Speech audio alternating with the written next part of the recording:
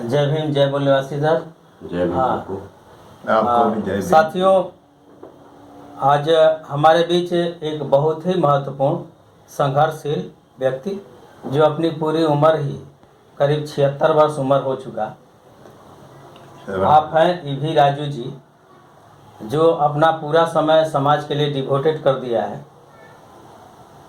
आपका नाम है ईवी राजू सर, जो हमारे बीच हैं, और ये एक लंबी लड़ाई SC ST OBC मूल निवासियों के लिए ये लड़ रहे हैं, आज भी लड़ रहे हैं। तेलंगाना से लेकर के आंध्र प्रदेश, पश्चिम बंगाल और दिल्ली तक ये जाते रहते हैं। ऐसे तो रहते हैं पश्चिम बंगाल में।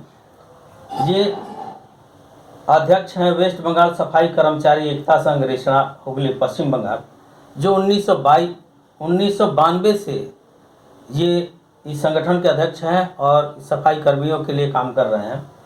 अध्यक्ष हैं रिसड़ा बाबा साहब डॉक्टर BR अम्बेडकर मिशन के ये, और ये 1993 से संस्था के अध्यक्ष हैं और उस अम्बेडकर मिशन पर काम कर रहे हैं, RTI पर काम कर रहे हैं।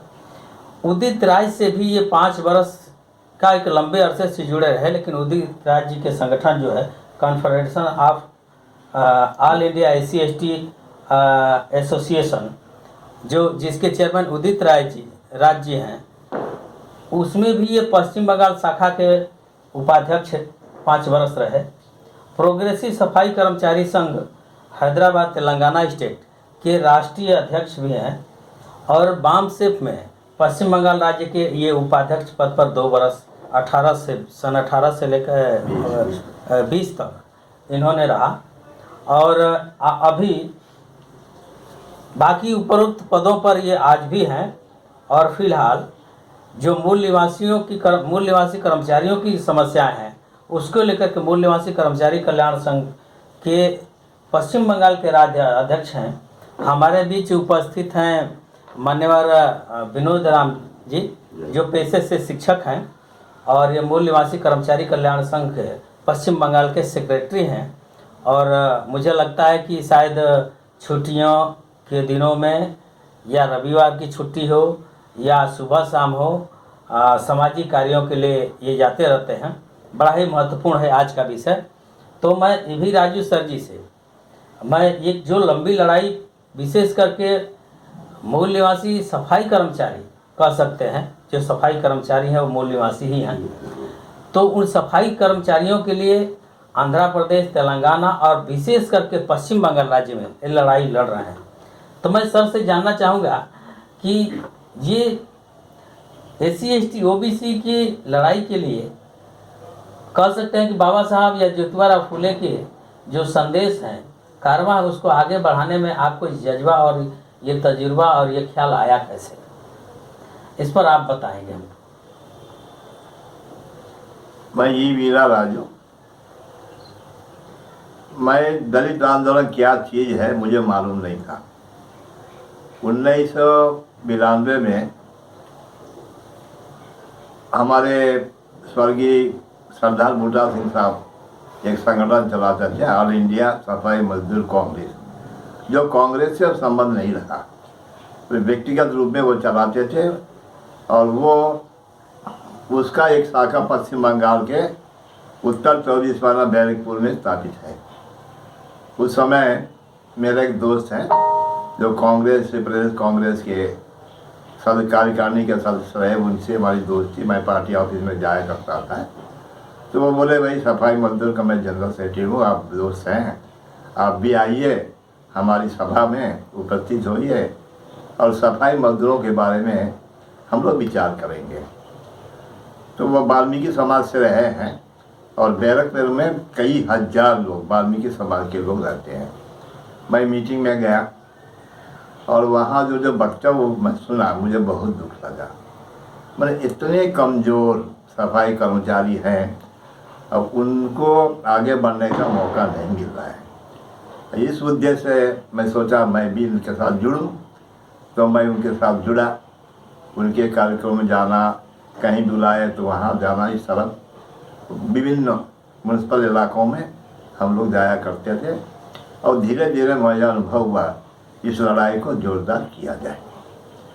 तो लड़ाई में तो हम लोग उतरे, म्यूनसिपालिटियों से आंदोलन करना, वहाँ के सफाई मजदूरों को मीटिंग में बुलाकर उनको बच्चों के प्रति आप लोगों को श्रद्धा रखनी चाहिए, उनको शिक्षित बनाना चाहिए, आपके दायित्व क्या है वो आपको पालन करना चाहिए, सारी बातें हम लोग करते थे। और यहाँ की सरकार से भी हम लोग मुद्दों को लेकर लड़ाई करते थे। कलेक्टर साहब लोग हैं, डीएम साहब बोलते हैं बंगाल में, उनके यहाँ डिप्टेशन देना, सब डिविजनल ऑफिसर्स हैं और म्यूनसिपल के चेयरमैनों से समस्याओं को उठाकर करना। सर मैं ये जानना चाहता हूँ कि पूरे भारतवर्ष में सफाई कर्मचारियों की भूमिका बहुत महत्वपूर्ण है। सफाई साफ सफाई के मामले में उनका बहुत बड़ा योगदान है, लेकिन सफाई कर्मचारियों के प्रति और सफाई कर्मचारियों के बच्चों के प्रति कि उनके बच्चे शिक्षित हों, इसके लिए सरकार कुछ कदम नहीं उठा रही है। आज भी सफाई कर्मी खाने के लिए मर रहा है, रोग से पीड़ित हो जा रहा है। आज भी कोई टेक्नोलॉजी का प्रयोग नहीं हो रहा है, वही मैनुअल से वो नाले साफ करते हैं और नाले में घुसते हैं। हमारे प्रधानमंत्री साहब भी कहते हैं कि गटर में उतरने से आध्यात्मिक सुख मिलता है। मुझे लगता है कि सफाई कर्मियों के लिए हास्यास्पद होगा। बात ऐसी है कि पीवी नरसिंह राव जी जब प्रधानमंत्री रहे तो बूटा सिंह जी उनके मंत्रिमंडल में एक सदस्य के रूप में थे और उनकी नरसिंह राव की बहुत प्रशंसक थे। उन्होंने सफाई मजदूरहीन अवस्था को उनको समझाए और उनसे बोले हम एक बड़ी रामलीला मैदान दिल्ली में बड़ी मीटिंग करना चाहता हूँ, आपको हाजिर देना होगा। तो रामलीला में कई लाख की संख्या में लोग वहाँ गए, दिल्ली बंगाल से भी कई सौ लोग गए। तो वहाँ नरसिंह राव जी तमाम वक्तव्यों को बात सुनकर वो हमारी पंचवर्ष प्रणाली का जो है उसमें वो घोषणा की 5,000 करोड़ रुपया सफाई मजदूर की भलाई के लिए मैं दूंगा और इसके लिए जो जो व्यवस्था में लेनी है मैं लूँगा। तो उनकी घोषणा के बाद भारत सरकार ने नेशनल कमीशन फॉर सफाई कर्मचारी बोलकर एक कमीशन गठित की और उसमें उसी बूटा सिंह के जो करीबी थे उस संगठन के उपाध्यक्ष उसको चेयरमैन बनाकर वो काम किए। उनका मूल उद्देश्य था सफाई मजदूरों को कैसे आगे बढ़ाया जाए, इनकी रोजगार से कैसे दूर मुक्त किया जाए। तो उसके लिए प्लान ये हुआ कि उनके बच्चों के माने शिक्षा के लिए स्कॉलरशिप की व्यवस्था और इनको ऋण के रूप में ऋण देकर कम सूद में 4% सालाना इस तरह का प्रणालिका को बनाकर वो काम शुरू किए। पहला काम वो लोग ये किए कि सफाई मजदूर में 2 भाग हैं। हमारे ministry of social justice empowerment सफाई मजदूर को 2 भागों में बांटा। जो छोटे छोटे नालों को साफ करना, घर साफ करना या रास्ता को साफ करना, कीचड़ उतारना, ये सब जो छोटे छोटे काम है उनको सफाई कर्मचारी बोला जाता है।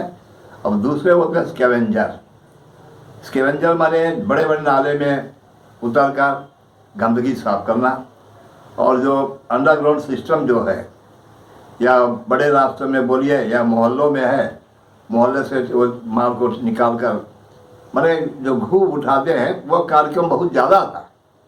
तो ऐसे लोगों को पहले चिन्हित किया जाए।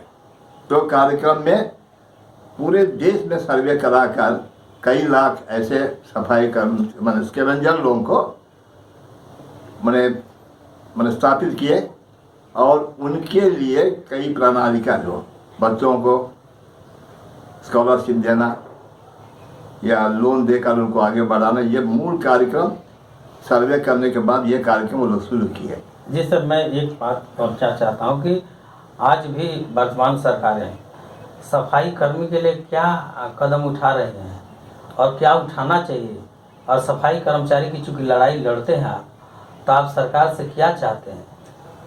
देखिए, सरकार चाहती है कि इनको आगे बढ़ाया जाए, लेकिन विभिन्न राज्यों में जो परिस्थिति है, जैसे बंगाल को ही ले लिए, यहाँ सफाई मजदूर को कैजुअल वर्कर के रूप में बोला जाता है। और आंध्रा तेलंगाना में मैं देखा हूँ, आंध्रा तेलंगाना में मैं इसलिए वहाँ संगठन शुरू किया, वहाँ जो सफाई कर्मचारी है वो कॉन्ट्रैक्ट बेस पे काम करते हैं। तो बंगाल की सफाई कर्मचारी की व्यवस्था दूसरे ढंग की है और वहाँ की व्यवस्था दूसरे ढंग की है। जब चाहे वो एजेंसी वाले होते हैं, वो जब चाहे तब नौकरी हटा सकता है, लेकिन बंगाल में ऐसी बात नहीं है। नहीं सर, तो ये मैं चाहता हूं कि पहले तो जो हमारे भारतवर्ष के सफाई कर्मी हैं, शायद वो मूल निवासी विचारधारा से अपरिचित हैं। मुझे लगता है कि अगर मूल निवासी विचारधारा उनको पहुंचाया जाए तो शायद उनके अंदर विल पावर बढ़े और ताकत बढ़े और संघर्ष करने के लिए वो एकत्रित हों, संगठित हों। इस पर आपको क्या कहना है? हाल में हमारी एक सभा हुई, हमारे माने वर्चुअल मीटिंग, उसमें मैं मुद्दा उठाया। हमारे मक्कम माने मूल निवासी कल्याण कर्मचारी कल्याण महासंघ, उसके अध्यक्ष को एक मैं प्रस्ताव रखा। ये तो कर्मचारियों का संगठन, यहाँ सफाई मजदूरों को भी जोड़ा जाए तो मैं समझता हूँ भारी संख्या में हम संगठन को और मजबूत कर सकते हैं। तो उन्होंने बोले आप लोग जरूर करिए, क्योंकि उनको शिक्षा देना बहुत जरूरी है। वो क्योंकि अनपढ़ लोग हैं। आज भी हम देखे हैं बच्चे स्कूलों में नहीं जाते हैं और गार्जियन भी लोग सोचते हैं कि भाई, हम लोग ये भी देखे हैं कि आज भी लोग सफाई कर्मचारी जो है यही काम हमारा बढ़िया है, क्योंकि 6 घंटे का नौकरी है। सुबह 6 बजे गए 12 तक आ जाते हैं और सारा दिन घर बैठे रहते हैं, जो भी हो। लास्ट सवाल मैं पूछूंगा सर कि आप इस देश के सफाई कर्मियों के लिए आप क्या संदेश देना चाहते हैं और देश और समाज को क्या संदेश देना चाहते हैं सफाई कर्मी? पहला संदेश तो उनको शिक्षित बनाना, उनके बच्चों को शिक्षित बनाना बहुत ज़रूरी है। और दूसरी बात है, हम अम्बेडकरवादी हैं और उस सिद्धांत को वहाँ पर पहुँचाना ज़रूरी है, क्योंकि हजारों की संख्या में, लाखों की संख्या में कहा जाए तो वो अम्बेडकर साहब को जानते भी नहीं हैं। तो हमारी जो SC/ST संगठन जो है, इनके नेता को भी एक दायित्व लेना होगा, उन बस्तियों में जाना होगा। लेकिन थोड़ा अंतर ये हो जाता है, कुछ जाति भावना थोड़ा यहीं पर हम देखे हैं और ये जरा ठोस कदम ऐसा हुआ कि वहाँ नहीं जाना चाहते हैं। तो देश के सफाई कर्मियों का आप संदेश दे रहे हैं कि उन्हें शिक्षित होना चाहिए, अपने बच्चों को शिक्षित करना चाहिए, जागरूक होना चाहिए और बाबा साहब ज्योतिबा फुले की विचारधारा को उन्हें समझना चाहिए और नियम कानून को भी जानना जरूरी हो जाता है। लेकिन जो नियम कानून जो जो देशवासी सफाई कर्मियों से उपेक्षा कर रहे हैं, उन देशवासियों को क्या कहें? देशवासी, वर्तमान सरकार भी जो सफाई कर्मियों की उपेक्षा कर रही है, ये तो नाम के वास्ते प्रधानमंत्री को कई बार 2-3 बार देखे, हमारे सफाई मजदूरों को पास पूरे हैं, उनको पास हो रहे हैं, ये सिर्फ नाम के वास्ते मैं देखा हूँ। लेकिन वास्तविक रूप में जो उनकी मिलना चाहिए उनको अधिकार, क्योंकि जो वेतन उनको दिया जाता है, जैसे कंट्राक्ट में बोलिए या कैजुअल में बोलिए, 8,000, 9,000, 10,000 वेतन है। हाँ, और ऐसा भी सफाई कर्मचारियों को देखा हूँ जो स्कूलों में नौकरी करते हैं टेम्परेरी के रूप में, 500-1,000 रुपया वेतन। कह सकता हूँ इसकी भी लड़ाई हमको जोरदार करते हैं कि सरकार भी जो है विभिन्न सरकार उनको धोखा दे रही है और उनका उपहास कर रही है, पूरा धोखा दे। माननीय मूल निवासी के राज्य सचिव हैं माननीय विनोद राम जी, मैं उनसे जानना चाहूँगा कि आप A.V. राजू सर जी A.V. राजू सर ने जो सफाई कर्मियों की बातें कही, वो उस पर आप कहाँ तक सहमत हैं और उसमें क्या कहना चाहते हैं? मात्र 1 मिनट में। पहले तो सभी दर्शकों को मेरी तरफ से जय भीम, जय मूल निवासी। हम लोग मूल निवासी कर्मचारी कल्याण महासंघ से एक सचिव के नाते हम यही बोलना चाहते हैं, जिस तरह से राजू सर ने उनके दुख दर्द को समझा है और उनके दुख दर्द के लिए वो आज भी संघर्षशील है इस उम्र में, उनसे हम लोग प्रेरणा लेते हैं और हम चाहते हैं कि उनका जो अधिकार है वो उनको मिले। उसके लिए सबसे पहले हम लोग जागरूक करें, मूल निवासी विचारधारा से उन्हें जोड़ें, अपने महापुरुषों बाबा साहेब ज्योतिबा फुले, माधव कांशीराम जी, ये सब महापुरुषों से उनको जोड़कर उनको अधिकार से अवगत कराएंगे, तब वो समझेंगे कि हमारा अधिकार क्या है। क्योंकि बिना अधिकार का उनका शोषण होगा और समाज में वो आगे नहीं बढ़ पाएंगे। और समाज में एक अंग अगर कमज़ोर है तो समाज कभी भी तरक्की नहीं कर पाएगा। सर, आप लोग अपनी बात को रखें देश और समाज के सामने, इसके लिए आप लोगों को पुनः मैं धन्यवाद करता हूँ, मान्यवर विनोद सर को और मान्यवर ईवी राजू सर को, जो मजदूरों की, सफाई कर्मियों की लड़ाई लड़ रहे हैं, लग रहा है अंतिम सांस तक ये लड़ते रहेंगे। इसके लिए आपको तहे दिल से बधाई, धन्यवाद, बहुत बहुत स्वागत। धन्यवाद।